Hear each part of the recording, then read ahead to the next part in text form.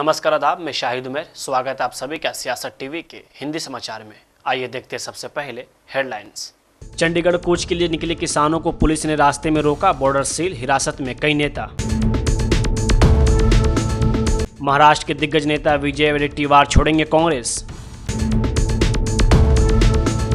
औरंगजेब को महान बताने वाले अबू आजमी पर एक्शन, विधानसभा से हुए निलंबित।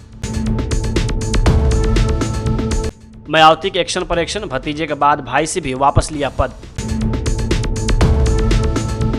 निलंबर से सच की जुबान पर, औरंगजेब पर घमासान, अपने विधायक अबू आजमी के समर्थन में बोले अखिलेश यादव। महागठबंधन में मुख्यमंत्री के चेहरे पर विवाद, तेजस्वी यादव को सीएम कैंडिडेट मानने से कांग्रेस ने किया इंकार। ट्रंप ने टैरिफ का किया ऐलान तो भड़का चीन, कहा अमेरिका के साथ व्यापार ही नहीं किसी भी युद्ध के लिए हम हैं तैयार। संयुक्त किसान मोर्चा का मार्च चंडीगढ़ की ओर बढ़ा। पंजाब पुलिस ने प्रदर्शनकारियों को शहर में पहुंचने से रोकने के लिए सुरक्षा व्यवस्था कड़ी कर दी है। डीआईजी रोपड़ रेंज हरचरण सिंह भुल्लर ने कहा कि पंजाब पूरी तरह से शांतिपूर्ण है। किसान जहां भी आए हैं उस क्षेत्र की पुलिस ने उन्हें वहीं रोक दिया है। वे वहां शांतिपूर्वक बैठे हैं। पूरे पंजाब में यातायात सामान्य है। उन्हें किसी भी कीमत पर चंडीगढ़ नहीं पहुंचने दिया जाएगा। सारे रूट चल रहे हैं जी, जिन्हें चंडीगढ़ ਨੂੰ आ रहे हैं सारे रूट ਜਿਹੜੇ चंडीगढ़ ਨੂੰ जा रहे हैं। हर पूरे पंजाब से क्या रिपोर्ट आ रही है, क्योंकि किसानों की कई वीडियोस आ रही हैं कि उनको वहां पे डिटेन किया जा रहा है, तो पूरे पंजाब से क्या रिपोर्ट आ रही है? देखो जी, टोटली पंजाब च पीसफुल है। जिथे किते कोई किसान आए ने उस एरिया ਦੀ पुलिस ने उन्होंने रोक के साइड ਤੇ ਬਿਠਾ ਲਿਆ, ਉਹ ਵੀ ਆਰਾਮ ਨਾਲ ਬੈਠੇ ਨੇ ਸਾਈड ਤੇ ਸਾਰੇ ਪੰਜਾਬ ਦੇ ਵਿੱਚ ਜਿਹੜੀ ਟ੍ਰੈਫਿਕ ਚੱਲ ਰਹੀ। तो क्या चंडीगढ़ आ सकेंगे, क्या चंडीगढ़ तक पहुंच सकेंगे? क्या आपके पास? बिल्कुल नहीं जी, ਕਿਸੇ ਕੋਸਟ ਤੇ ਚੰਡੀਗੜ੍ਹ ਅਸੀਂ ਨਹੀਂ ਪਹੁੰਚਣ ਦੇਵਾਂਗੇ। ਪੂਰੀ ਸਾਡੀ ਸਿਕਿਉਰਿਟੀ ਟਾਈਟ ਹੈ। ਅੱਛਾ, ਕੋਈ ਹਿਰਾਸਤ ਦੇ ਵਿੱਚ ਵੀ ਲੈ ਗਏ ਕਿਸਾਨ? ਕੋਈ ਮੋਹਾਲੀ ਚ ਜਾਂ ਆਪਣੇ ਏਰੀਆ 'ਚ ਕੋਈ ਹਿਰਾਸਤ 'ਚ ਵੀ ਲੈ ਗਏ ਕਿਸਾਨ? ਅਸੀਂ ਕੁਝ ਰਾਉਂਡ ਅਪ ਕੀਤੇ ਨੇ ਤੇ ਉਹਨਾਂ ਤੋਂ ਬਾਕੀ ਜਿਹੜੇ ਹੈ ਨੇ ਜਿਹੜਾ ਕੋਈ ਹੋ ਰਹਾ ਹੈਗਾ ਉਹਨੂੰ ਵੀ ਰਾਉਂਡ ਅਪ ਕਰਾਂ। तो चंडीगढ़ और पंजाब पुलिस का कोऑर्डिनेशन किस प्रकार से? ਬਹੁਤ ਅੱਛਾ। ਆ ਦੇਖੋ ਚੰਡੀਗੜ੍ਹ ਦੇ ਐਸਐਸਪੀ ਮੇਰੇ ਨਾਲ ਖੜੇ ਨੇ, ਕੋਆਰਡੀਨੇਸ਼ਨ ਹੀ ਅੱਛਾ ਸਾਡਾ, ਤਾਂ ਹੀ ਖੜੇ ਆਂ ਇਕੱਠੇ। ਹਾਂਜੀ, सारे ਅਸੀਂ रल के ड्यूटी कर रहे हैं, बहुत बढ़िया ड्यूटी कर रहे हैं। अमेरिका के राष्ट्रपति डोनाल्ड ट्रंप ने मंगलवार को यूएस कांग्रेस को संबोधित किया। उन्होंने टैरिफ पर भारत और चीन को घेरा। ट्रंप ने कहा कि जो हमसे टैरिफ चार्ज करेगा हम भी उससे टैरिफ लेंगे। अब इस पर कांग्रेस नेता प्रमोद तिवारी ने कहा कि अमेरिका के राष्ट्रपति ट्रंप ने टैरिफ को लेकर जो संसद में कहा है वो चिंताजनक है। मोदी जी के सामने ही उन्होंने कहा कि बॉक्स को खत्म कर देना चाहिए और वहीं उन्होंने टैरिफ बढ़ाने की बात भी की। मोदी जी को या तो उनकी अंग्रेजी समझ नहीं आई या फिर अगर समझ गए तो उन्हें वहां कूटनीतिक भाषा में उनको जवाब देना चाहिए था। डोनाल्ड ट्रंप ने जो टैरिफ के लिए संसद में बोला है वो संसद से ज्यादा चिंताजनक है कि मोदी जी की उपस्थिति में बोला। वहीं उसने कहा ब्रिक्स डिसॉल्व कर देना चाहिए, जहां से मोदी जी आ रहे थे। वहीं उसने कहा कि टैरिफ बढ़ाया जाएगा, रेसिप्रोकल होगा। मोदी जी को या तो उनकी अंग्रेजी समझ में नहीं आई और या फिर अगर समझ गए थे तो उन्हें एक कूटनीतिक भाषा में वहां बात करना चाहिए था। क्यों टैरिफ में फर्क था? भारत के हितों के लिए ना, और भारत के हितों के बारे खिलाफ बोलते रहे मोदी जी और इतनी बात कह भी नहीं पाए। मेरा सिर्फ इतना कहना है कि चाहे टैरिफ का विवाद हो या कोई और, गलती की शुरुआत मोदी जी आपकी विदेश नीति की वजह से हुई थी। क्या जरूरत थी आपको दूसरे देश के चुनाव में दखल देने की? आप नारा लगाने पहुंच गए थे अगली सरकार ट्रंप सरकार। बाइडेन के कार्यकाल में भी वो तलखी रही और जब फिर बाइडेन को आपने खुश करने की कोशिश की तो ट्रंप उसे बर्दाश्त नहीं कर पा रहा। तो ये जो कुछ हो रहा है आपकी गलत विदेश नीति के कारण हो रहा है। हम भारतवासियों, भारत के हितों के लिए सरकार जो भी कदम उठाए हम उस पर सरकार के साथ। विजय वडेट्टीवार ने उनके कांग्रेस छोड़कर किसी अन्य पार्टी को ज्वाइन करने की अटकलों पर विराम लगाते हुए कहा कि यह झूठी कहानी है। मेरी विचारधारा कांग्रेस से गहरी जुड़ी हुई है। विजय वडेट्टीवार ब्रह्मपुरी विधानसभा सीट से विधायक और महाराष्ट्र के पूर्व नेता प्रतिपक्ष हैं। विजय ने कहा कि यह झूठी और मनगढ़ंत कहानी है। मैं कांग्रेस छोड़ने के बारे में तो सोच भी नहीं सकता, यहाँ तक कि सपने में भी नहीं। मैं ऐसे पार्टी क्यों ज्वाइन करूंगा जिसका कोई भविष्य नहीं है। मेरी विचारधारा कांग्रेस से गहरी जुड़ी हुई है। अपना स्टेटमेंट वापस लिया औरंगजेब को लेके। अब कल गोवा में जो अबू आसिम के लड़के हैं फरहान, उनके खिलाफ एक रोड रेज के मामले में गोवा सरकार ने FIR रजिस्टर की है। अबू आसिम ने अपना बयान वापस लिया गया। किताबों में लिखा हुआ था कुछ जो औरंगजेब के बारे में, वो पढ़ के मैंने बताया था। क्या कहना चाहते? नहीं, ये बीजेपी ने लिखी हुई स्क्रिप्ट वो अबू आजमी पढ़ता है। और अपना ये जो आज की स्थिति है वहाँ पे, जब सरकार अड़चन में होती है, कोई इम्पोर्टेंट इशू को डाइवर्ट करना है तो उसका वापर किया जाता है और उसी का वापर करके इस तरह की बयानबाजी उनसे की जाती है। अभी यहाँ पे 3-4 लोगों ने महाराज का अपमान किया था, कोरड करो, छिन्नम हो, सोलापुर करो, कोश्यारी हो, उस बारे में तो बीजेपी ने एक शब्द भी नहीं कहा। उन्होंने अपमान किया तो तब क्यों शिलाया होता तुम्हारा वोट? तो ये हिंदू मुस्लिम डाइवर्ट करने के लिए, इशू को डाइवर्ट करने के लिए इस तरह के मुद्दे को उठाना, ये बीजेपी की पॉलिसी है। औरंगजेब की तारीफ करने वाले सपा विधायक अबू आजमी को महाराष्ट्र विधानसभा से निलंबित कर दिया गया है। उन्हें मौजूदा सत्र के लिए सस्पेंड कर दिया गया। इस पर अब अबू आजमी ने कहा कि यह सुनिश्चित करने के लिए कि मैं सदन चलने दूं, मैंने अपना बयान वापस लेने की बात कही। मैंने कुछ भी गलत नहीं कहा, फिर भी विवाद हो रहा है और सदन की कार्यवाही रोकी जा रही है। असेंबली चले इसलिए मैंने अपनी कही हुई बातों को वापस लेने की बात कर दिया। मैंने कोई गलत बात तो किया नहीं था, लेकिन उसके बाद भी कि ये सब जो बवंडर चल रहा है, जो असेंबली रोकी जा रही है, असेंबली चले और बजट सेशन में कम से कम कुछ काम हो। कारपोरेशन इलेक्शन पिछले 3 साल से हुआ नहीं है, गलियां खराब पड़ी हैं, बहुत सारे काम रुके हुए हैं। इसलिए मैंने अपनी उन बातों को जो मैंने असेंबली में बाहर कहा था उसको मैंने वापस भी लिया है, लेकिन उसके बाद भी सस्पेंड किया गया। दिल्ली के विकास के मुद्दे पर बोलते हुए दिल्ली की मुख्यमंत्री रेखा गुप्ता ने कहा कि ऐसे कई मुद्दे हैं जो पिछली सरकार के समय से लंबित है। उन्होंने यह भी कहा कि वे विशेषज्ञों और कानून की राय लेंगी और यह सुनिश्चित करेंगे कि पशु अधिकारी और रक्षा की जाए और जनता की भी मदद की जाए।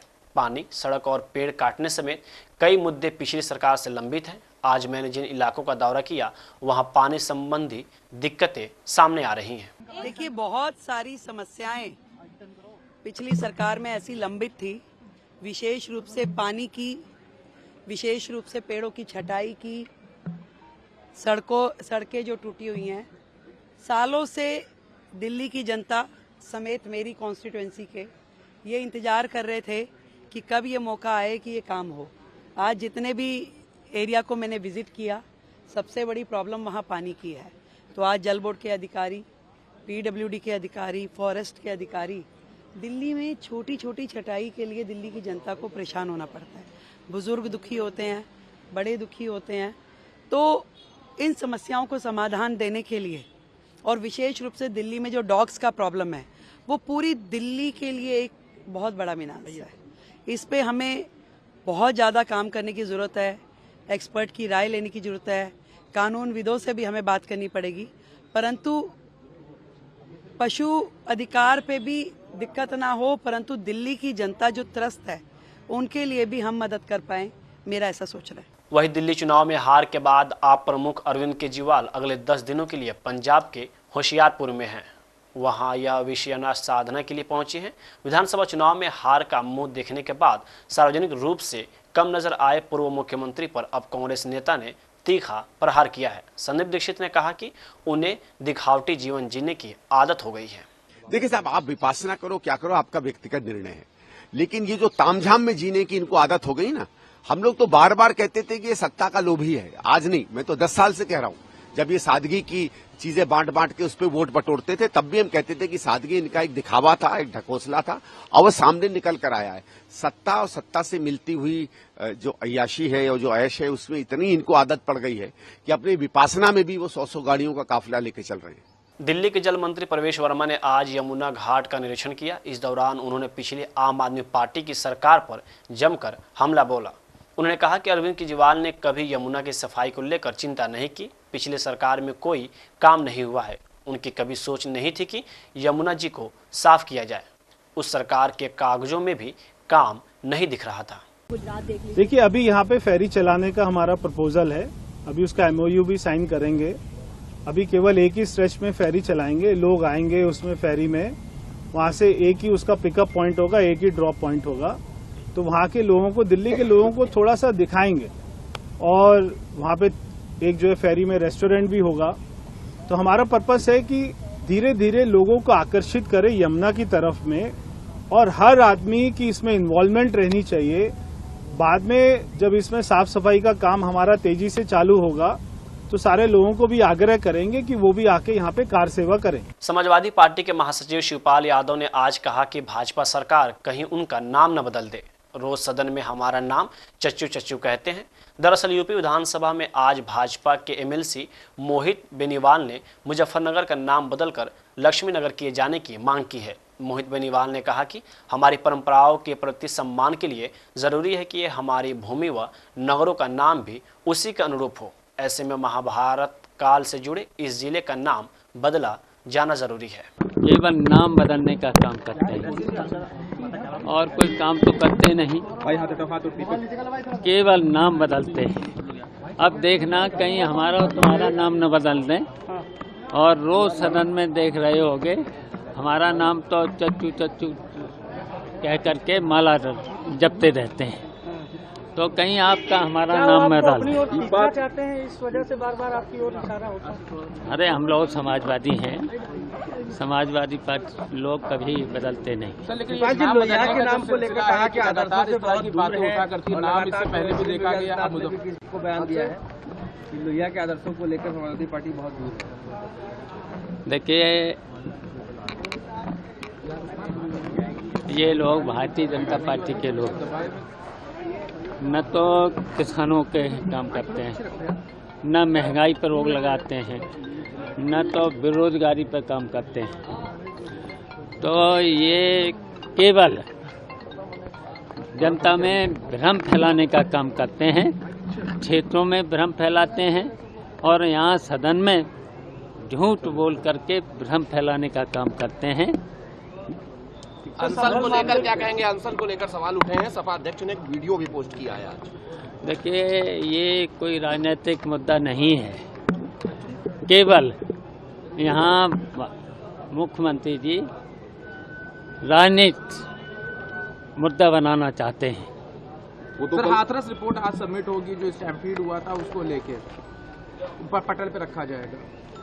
देखिए इन्होंने अभी तो पहले भी संभल की रिपोर्ट प्रेषित कर दिया, अब ये हापुड़ की हाथरस की, और इसी तरीके से इनके ये भारतीय जनता पार्टी के लिए काला धब्बा होगा और इस तरीके से काला धब्बा होगा, फिर देखा जाएगा। वही बीएसपी सुप्रीमो मायावती इन दिनों एक्शन मोड में नजर आ रही हैं। पहले उन्होंने अपने भतीजे आकाश आनंद को सभी पदों से मुक्त किया तो दूसरे दिन पार्टी से बाहर का रास्ता दिखा दिया। अब भतीजे के बाद मायावती की गांज अपने भाई पर गिरी है। उन्होंने आनंद कुमार को राष्ट्रीय संयोजक के पद से हटा दिया है। अब वे केवल उपाध्यक्ष रहेंगे।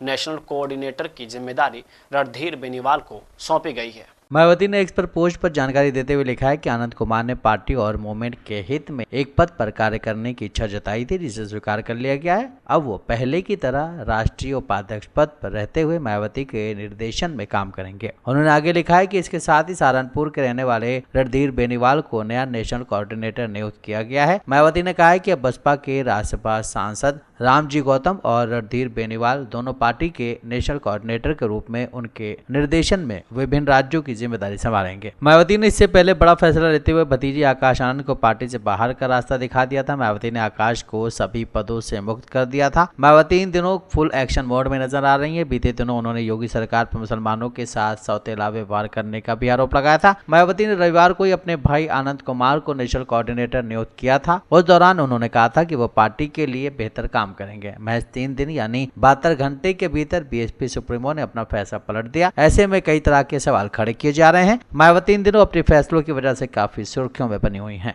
महाराष्ट्र में सपा के इकलौते विधायक और सपा प्रदेश अध्यक्ष अबू आजमी की एक बयान के बाद मुश्किलें काफी बढ़ गई है। पहले तो उनके खिलाफ मामला दर्ज कराया गया, तो वही दूसरी तरफ विधानसभा से निलंबित कर दिया गया। आजमी पर हुई कार्रवाई के बाद सपा प्रमुख अखिलेश यादव ने सवाल खड़े किए हैं। अखिलेश यादव ने कहा कि निलंबन का आधार यदि विचारधारा से प्रभावित होने लगेगा तो अभिव्यक्ति की स्वतंत्रता और प्रतंत्रता में क्या अंतर रह जाएगा। अखिलेश यादव ने कहा कि हमारे विधायक हो या सांसद, उनकी बेखौफ दानिशमंदी बेमिसाल है। कुछ लोग अगर सोचते हैं कि निलंबन से सच की जुबान पर कोई लगाम लग सकता है तो ये उनकी नकारात्मक सोच का बचपना है। उन्होंने आगे लिखा है कि आजाद ख्याल कहे आज का नहीं चाहिए भाजपा। अबू आजमी आज़मी के निलंबन का प्रस्ताव एकनाथ शिंदे की पार्टी ने मंगलवार को विधानसभा स्पीकर को दिया था। इसके बाद आज इस पर बीजेपी के कुछ विधायकों ने भी प्रस्ताव दिया और स्पीकर ने इन प्रस्तावों को मंजूर कर लिया। अबू आज़मी ने अपने बयान पर सफाई पेश करते हुए कहा कि उनके शब्दों को तोड़ मरोड़ कर पेश किया गया है। इसके बाद भी मामला शांत होता दिखाई नहीं दिया। आरजेडी सांसद मनोज झा ने बिहार के मुख्यमंत्री नीतीश कुमार के बयान पर कहा, नीतीश कुमार की अब चिंता होती है। यह कितना दुर्भाग्यपूर्ण है कि वह व्यक्ति अब ऐसी भाषा बोल रहे हैं। आप लालू जी की टीम में थे, आपको लालू जी का आदमी कहा जाता था। कल तेजस्वी यादव ने बिना किसी कटुता के ऐतिहासिक विश्लेषण, समकालीन चुनौतियों और भविष्य की रूपरेखा तैयार की। उन्होंने तर्क के आधार पर एक एक बात की व्यवस्था की। आपने उसका जवाब नहीं दिया। देखिए नीतीश जी के लिए अब चिंता होती है। कितने दुर्भाग्य की बात है कि वो व्यक्ति अब इस तरह की भाषा बोल रहे हैं। अरे आप तो लालू जी की टीम में थे, you were known as Lalu ji is man. हम लोग तो उस समय बहुत छोटे बच्चे थे, लेकिन हमें पता है ना कि आप किधर गिने जाते थे। और कल तेजस्वी जी ने आपके सामने बगैर कटुता के ऐतिहासिक विश्लेषण, समकालीन चुनौतियां और भविष्य की रूपरेखा कीजिए। उन्होंने एक एक चीज तर्क और साक्ष्य के आधार पर बताया। पर कैपिटा इनकम क्या था, स्कूल ड्रॉप आउट की स्थिति क्या थी, मैल न्यूट्रिशन क्या था, केंद्र की बजट का आकार क्या था, राज्य की बजट का आकार क्या था, झारखंड और बिहार एक था। इन चुनौतियों के समक्ष उन्होंने लालू जी वाले दौर की बात की और फिर अपने ब्लूप्रिंट की बात की। उसका जवाब तो आपने दिया नहीं नीतीश जी। हाँ, ये बात जरूर है, 2005 से पूर्व ये दुनिया संभवतः नहीं थी। आप सृष्टि के निर्माता हैं, आप ब्रह्मा हैं। अगर इस तरह के विचार इन दिनों आपके अंदर आ रहे हैं तो मुझे आपकी और भी चिंता हो रही है। वहीं बिहार विधानसभा चुनाव से पहले महागठबंधन में टेंशन बढ़ती नजर आ रही है। कभी सीटों को लेकर तो कभी किसी और चीज को लेकर मामला उलझता हुआ नजर आ रहा है। अब महागठबंधन में चुनाव से पहले मुख्यमंत्री के चेहरे को लेकर विवाद सामने आया है। कांग्रेस ने तेजस्वी यादव को सीएम कैंडिडेट मानने से इंकार कर दिया है। आज कांग्रेस के वरिष्ठ विधायक अजीत शर्मा ने कहा कि सामूहिक नेतृत्व में महागठबंधन आगामी बिहार विधानसभा चुनाव लड़ेगा। जिस पार्टी के ज्यादा विधायक जीत कर आएंगे, मुख्यमंत्री उसी पार्टी का होगा। उन्होंने कहा कि मुख्यमंत्री और सीटों पर कांग्रेस आलाकमान निर्णय लेगा। राहुल गांधी, सोनिया गांधी, मल्लिकार्जुन खड़गे इन मुद्दों पर निर्णय लेंगे। अभी यही है कि सामूहिक नेतृत्व में विधानसभा चुनाव महागठबंधन लड़ेगा। साथ ही उनसे पूछा गया कि आरजेडी की ओर से घोषणा की गई है कि तेजस्वी यादव महागठबंधन में मुख्यमंत्री का चेहरा होंगे। इस पर उन्होंने कहा कि जनता विधायक चुनती है, जो विधायक जीत कर आएंगे अपना नेता चुनेंगे। आगे कहा कि एनडीए सरकार से जनता उब चुकी है, महागठबंधन की सरकार जनता बनाएगी। अजीत शर्मा ने कहा कि 2020 के विधानसभा चुनाव में कांग्रेस महागठबंधन में 70 सीटों पर लड़ी थी। 70 से कम पर लड़ने का सवाल ही नहीं पैदा होता है। इस पूरे मामले पर आरजेडी की ओर से भी प्रतिक्रिया आ गई है। आरजेडी के विधायक ने कहा कि तेजस्वी यादव ही महागठबंधन में मुख्यमंत्री का चेहरा है। उन्हीं के नेतृत्व में महागठबंधन विधानसभा का चुनाव लड़ेगा और तेजस्वी यादव मुख्यमंत्री बनेंगे। आरजेडी सबसे बड़ी पार्टी, हमारे सबसे ज्यादा विधायक आएंगे। इस मुद्दे पर कहीं कोई कंफ्यूजन नहीं होना चाहिए। बिहार भाजपा अध्यक्ष दिलीप जायसवाल ने कहा, प्रतिपक्ष के लोग समाज को गुमराह करके युवाओं को गलत रास्ते पर ले जाने का प्रयास कर रहे हैं। जिस तरह का बिहार का माहौल लालू जी के परिवार ने बनाया था, आज युवा उससे निकलना चाहते हैं। अंधेरी कोठरी में युवाओं के भविष्य को डालने का काम लालू जी के परिवार ने किया था। जो प्रतिपक्ष के लोग हैं, समाज के अंदर भ्रांतियां और समाज को गुमराह करके युवाओं को गलत रास्ते पर ले जाने का प्रयास कर रहे हैं। ये युवा कभी नहीं भूलेंगे कि जिस तरह का बिहार का माहौल लालू यादव जी का परिवार ने बनाया था, आज युवा उस गंदगी और पाप से निकलना चाहता है। आज युवा उस अंधेर नगरी से निकलना चाहता है। अंधेरे कोठरी में युवाओं के भविष्य को डालने का काम यही लालू यादव जी के परिवार ने किया था। इसीलिए आज इनके जो गाल बजा रहे हैं, गलत बात कर रहे हैं, ये युवा आए हैं, लेकिन उन्हीं से पूछेंगे कि ये बताओ कि बिहार के भविष्य को इतना पीछे धकेलने का काम क्यों किए। अमेरिकी राष्ट्रपति डोनाल्ड ट्रंप द्वारा मैक्सिको और कनाडा से आयात पर लगाया गया नया 25% टैरिफ मंगलवार से लागू हो गया है। वही चीनी वस्तुओं पर शुल्क दोगुना करके 20% कर दिया गया है। इसके साथ ही अमेरिका का इन 3 व्यापक साझेदारों के साथ नए व्यापारिक संघर्षों की शुरुआत हो गई है। टैरिफ लागू होने के कुछ घंटे पहले ही ट्रंप ने कहा कि तीनों देश अमेरिका में घातक फेंटेनाइल, ओपियोइड और अन्य ड्रग्स के प्रवाह को रोकने के लिए पर्याप्त कदम उठाने में नाकाम रहे हैं। इस पर प्रतिक्रिया देते हुए चीन ने स्पष्ट किया है कि यदि अमेरिका टैरिफ युद्ध या किसी भी प्रकार का संघर्ष चाहता है तो चीन अंत तक लड़ने के लिए तैयार है। डोनाल्ड ट्रंप के इस फैसले पर चीन के यूएस दूतावास ने सोशल मीडिया पर लिखा है कि अगर अमेरिका युद्ध चाहता है, चाहे वो टैरिफ युद्ध हो, व्यापार युद्ध हो या कोई अन्य प्रकार का युद्ध हो, हम अंत तक लड़ने के लिए तैयार हैं। वहीं चीनी विदेश मंत्रालय के प्रवक्ता ने सोशल मीडिया प्लेटफॉर्म एक्स पर निशाना साधते हुए लिखा है कि चीन को धमकी देना काम नहीं आएगा। टैरिफ को लेकर चीन का पलटवार अमेरिका के लिए झेलना आसान नहीं होगा और एक्सपर्ट सवाल उठा रहे हैं कि क्या अमेरिका की जनता कीमतों में भारी इजाफे को बर्दाश्त करने के लिए तैयार है। चीनी विदेश मंत्रालय के प्रवक्ता ने कहा है कि धमकियों से चीन नहीं डरता और दबाव या जबरदस्ती से निपटने का ये तरीका सही नहीं है। उन्होंने फेंटेनाइल संकट के लिए अमेरिका को जिम्मेदार ठहराते हुए कहा है कि चीन ने इस मुद्दे पर अमेरिका की सहायता के लिए मजबूत कदम उठाए हैं, लेकिन अमेरिका ने चीन पर दोष मढ़ने और उसे बदनाम करने की कोशिश की है। फेंटेनाइल संकट को लेकर चीन ने अमेरिका पर निशाना साधते हुए कहा है कि इस संकट के लिए अमेरिका जिम्मेदार है। अमेरिकी लोगों के प्रति मानवता और सद्भावना की भावना से हमने इस मुद्दे से निपटने में अमेरिका की मदद करने के लिए कई कड़े कदम उठाए हैं। हमारी कोशिश को स्वीकार करने की जगह अमेरिका हम पर ही दोष लगा रहे और बदनाम करने की साजिश कर रहा है। वो हमें मदद करने के लिए सजा दे रहे हैं। यह अमेरिका की समस्या का समाधान नहीं होगा। इससे दोनों देशों के बीच सहयोग कमजोर होगा। हिंदी समाचार यहीं समाप्त होता है। मुझे दे इजाजत। बाकी खबरों के लिए बने रहें सियासत टीवी के साथ।